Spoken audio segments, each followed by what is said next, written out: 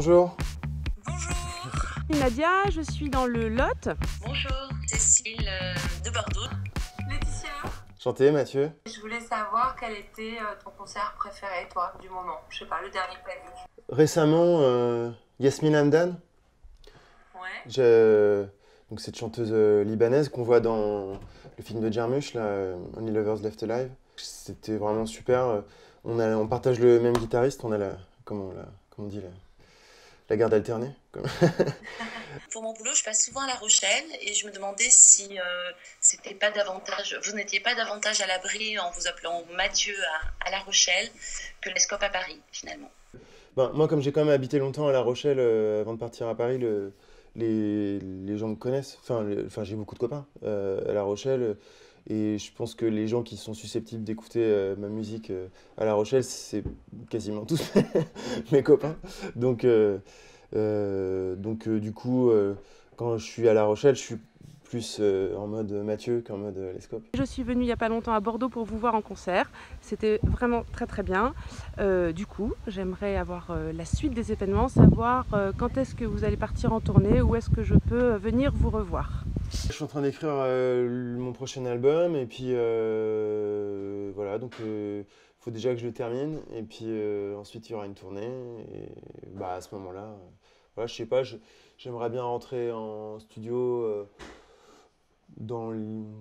commencer dans l'hiver, j'aimerais bien, donc l'hiver là qui vient, donc bah, avec un peu de chance, peut-être que je pourrais recommencer les concerts à la rentrée 2019.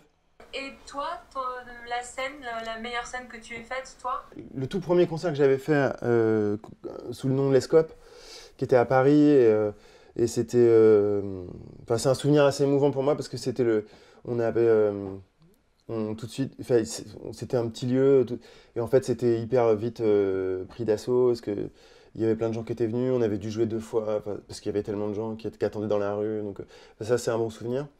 Je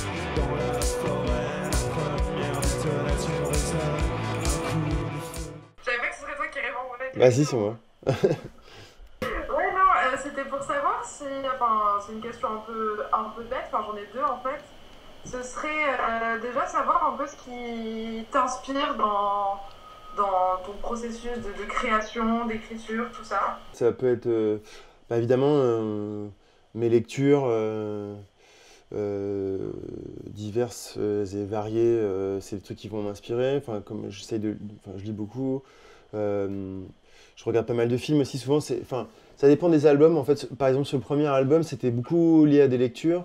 Sur le deuxième, c'était plus lié à de l'image en fait. Et je m'étais posé parce que le deuxième, je l'ai écrit beaucoup plus vite.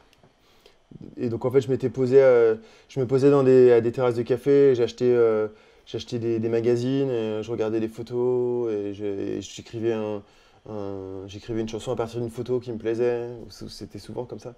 Un truc qui est assez inspirant, c'est des choses que je vais entendre, que les gens disent.